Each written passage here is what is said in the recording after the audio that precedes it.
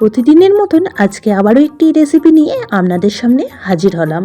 আজকে বেগুনের দারুণ মুখরোচক দুর্দান্ত স্বাদের একটি রেসিপি আপনাদের সঙ্গে শেয়ার করব, যেটা রুটি কিংবা ভাত সব কিছুর সাথেই পরিবেশন করতে পারবেন। খেতে লাগবে দুর্দান্ত। নমস্কার বন্ধুরা, মাই কিচেন মাই ব্লগে সবাইকে আবারও একবার স্বাগত। আসুন তাহলে শুরু করা যাক আজকের রেসিপি। আজকের রেসিপির জন্য আমি এখানে একটা বেগুন নিয়ে নিয়েছি, আর এখন বেগুনগুলিকে ছোট ছোট পিস করে কেটে নিয়েছি। যেভাবে ভাজা বানানো হয় সাধারণত সেইভাবেই পিস করে কেটে নিয়েছি। আপনারা আপনাদের হিসাব মতন বেগুনের পরিমাণটা কম বেশি করে নিতে পারেন, বা যে কোনো বেগুন দিয়ে আজকের রেসিপিটি বানাতে পারেন। খেতে লাগবে অসাধারণ। প্রথমেই বেগুনের মধ্যে দিয়ে দিচ্ছি লবণ আর হলুদ, আর লবণ হলুদটা খুব ভালো করে এখন মেখে নেব। দিয়ে মেখে নিয়ে এটাকে এখন 10 থেকে 15 মিনিট রেখে দেব। তাতে করে ভাজার সময় ভাজাটাও খুব তাড়াতাড়ি হয়ে যাবে, আর তেলটাও অনেকটা পরিমাণ কম লাগবে। এখন গ্যাসের মধ্যে একটা কড়া বসিয়ে দিয়ে দিচ্ছি এখানে হাফ চামচ পরিমাণ সর্ষের তেল।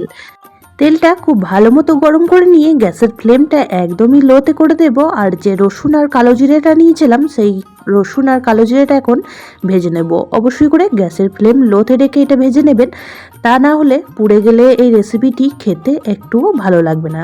বেশ কিছুক্ষণ সময় নিয়ে এখন ভেজে নেব, আর রসুনটাও লাল হয়ে যাবে আর কালো জিরেটাও খুব সুন্দরভাবে ভাজা হয়ে যাবে। কালো জিরের অনেক উপকারিতা, হজম শক্তি বৃদ্ধিতে সাহায্য করে, ডায়াবেটিস নিয়ন্ত্রণ করে, আরও অনেক রোগ প্রতিরোধ ক্ষমতা বাড়াতেও সাহায্য করে। তো এখন কালো জিরেটা আর রসুনটা একদম লো ফ্লেম করে বেশ কিছুক্ষণ সময় নিয়ে ভেজে নিচ্ছি, আর রসুনটা হালকা একটু লালচে রং আসা পর্যন্ত ভেজে নেব। বেগুন আমরা অনেকে অনেক রকমভাবেই বানিয়ে থাকি, তবে এইভাবে একবার বানিয়ে খাওয়ার অনুরোধ রইল। স্বাদ কিন্তু জিভে লেগে থাকবে। এখন একটা বড় সাইজ পেঁয়াজ একটু লম্বা লম্বা করে কেটে নিয়েছিলাম, সেই পেঁয়াজটাই অ্যাড করে দিলাম। আর তার সাথে দুটো কাঁচা লঙ্কা মাঝখান থেকে একটু চিড়ে নিয়েছি, সেই কাঁচা লঙ্কাগুলিও অ্যাড করে দিলাম। তবে ঝালটা আপনারা আপনাদের পরিমাণ মতন এখানে ব্যবহার করবেন। যতটা পরিমাণ ঝাল খেতে চান লঙ্কাটা, সেই পরিমাণ মতন এখানে অ্যাড করে দেবেন। এখন গ্যাসের ফ্লেম লোতে রেখে সমস্ত উপকরণ খুব ভালো করে ভেজে নেব। এই উপকরণগুলি যতটা ভালো করে ভাজা হবে আজকের রেসিপিটি খেতে কিন্তু ততটাই ভালো লাগবে। বেগুনের সম্পূর্ণ নতুনত্ব ধরনের একটি রেসিপি, অবশ্যই একদিন ট্রাই করবেন এইভাবে। বারবারই কিন্তু এইভাবে খেতে ইচ্ছে করবে।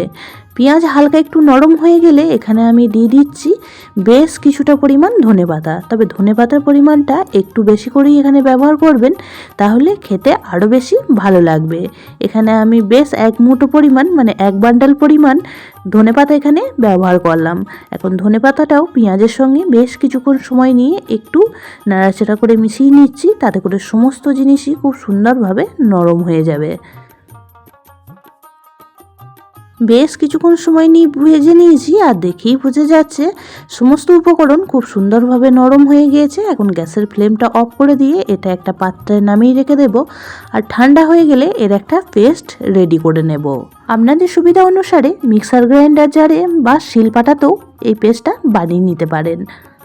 তবে শিলপাটাতে যদি এটা বেটে নেওয়া হয় খেতে কিন্তু আরও বেশি টেস্টি হবে। কড়াটা আবারও পরিষ্কার করে বসিয়ে দিয়ে কড়ার মধ্যে দিয়ে দিচ্ছি এখন 2 চামচ পরিমাণ সর্ষের তেল। সম্পূর্ণ রেসিপিটি সর্ষের তেলেই বানাচ্ছি, আর অবশ্যই করে সর্ষের তেলেই বানানোর চেষ্টা করবেন, তবেই খেতে বেশি ভালো লাগবে। তেল ভালো রকম গরম করে নেব, আর গরম হয়ে গেলে লবণ হলুদ মেখে রাখা বেগুনগুলি এখন ভেজে নেব। আমি একবারই সমস্ত বেগুন কড়ার মধ্যে দিয়ে ভেজে নিচ্ছি, আপনারা চাইলে দুবারেও বেগুনগুলি ভেজে নিতে পারেন। লবণ হলুদ মেখে বেগুনগুলিকে 10 থেকে 15 মিনিট রেস্টে রেখেছিলাম, তার কারণে বেগুনগুলি তাড়াতাড়ি ভাজাও হয়ে যাবে, আর তেলটাও অনেকটা পরিমাণ কম লাগবে। সমস্ত বেগুনগুলি তেলের মধ্যে দিয়ে দিচ্ছি। এখন 2 মিনিটের জন্য ঢাকা চাপা দিয়ে ভেজে নেব। 2 মিনিট পর ঢাকাটা খুলে নিচ্ছি, আর দেখেই বোঝা যাচ্ছে বেগুন অনেকটা পরিমাণ নরম হয়ে গিয়েছে। এখন বেগুনের অপর পিঠটাও উল্টে দেব, আর উল্টে দিয়ে ভেজে নেব। এই রেসিপির ক্ষেত্রে বেগুনটা খুব বেশি কড়া করে বা লাল করে ভাজার প্রয়োজন নেই, হালকা একটু ভাজা হলেই কিন্তু আমাদের রেসিপিটি খুব সুন্দরভাবে তৈরি হয়ে যাবে।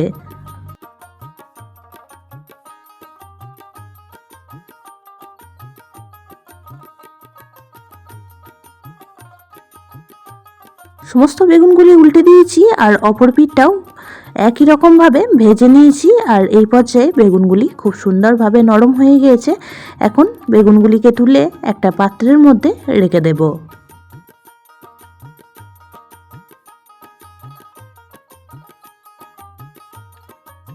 বেগুনগুলি একটা পাত্রের মধ্যে রেখে দিয়েছি। এখন একটা চামচের সাহায্যে বেগুনগুলি খুব সুন্দর করে মেখে নেব। আপনারা চাইলে উপরে ছিলকাটা তুলে ফেলে দিতে পারেন বা ছিলকা সমেতই এই রেসিপিটি তৈরি করে ফেলতে পারেন, তাতে করেও কিন্তু খেতে ভালো লাগবে। তবে আমি চামচ দিয়ে মাখার সময় কিছুটা পরিমাণ ছিলকা তুলে ফেলে দিয়েছিলাম আর কিছুটা পরিমাণ রেখে দিয়েছিলাম। আজকের রেসিপিটি এতটাই টেস্টি হয় যে গরম গরম ভাতের প্রথম পাতে যদি এরকম রেসিপি থাকে খাওয়াটা একদমই জমে যাবে। বেগুন ভর্তা আমরা অনেকে অনেক রকমভাবেই বানিয়ে খেয়ে থাকি, তবে আজকের রেসিপিটি একদমই ইউনিক আর নতুনত্ব। এর স্বাদ কিন্তু জিভে লেগে থাকবে।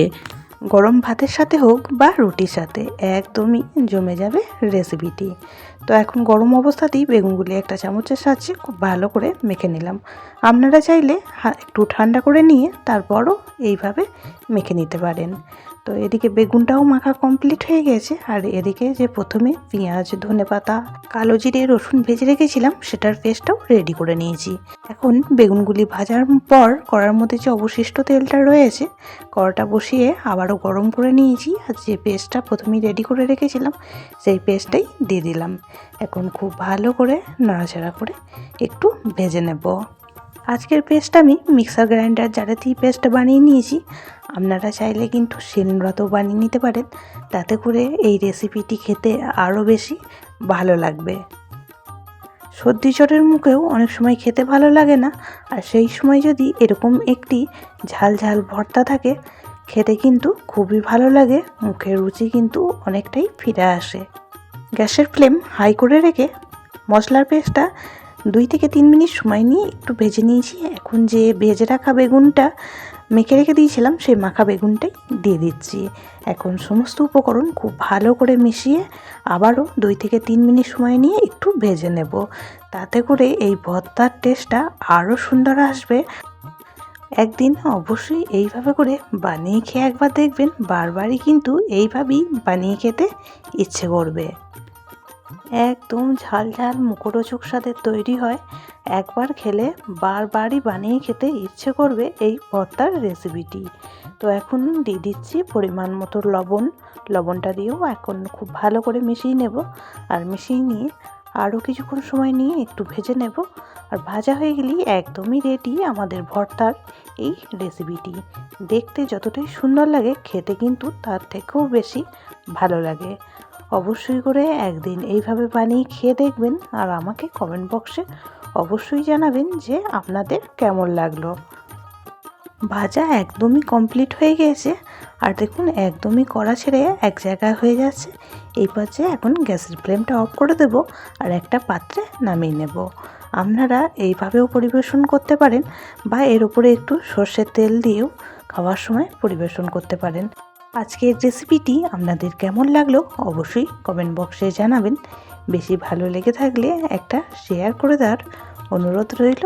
সবাই খুব ভালো থাকবেন, সুস্থ থাকবেন। আবারও দেখা হচ্ছে অন্য কোনো ব্লগ বা রেসিপির সাথে। ততক্ষণের জন্য সবাইকে টাটা।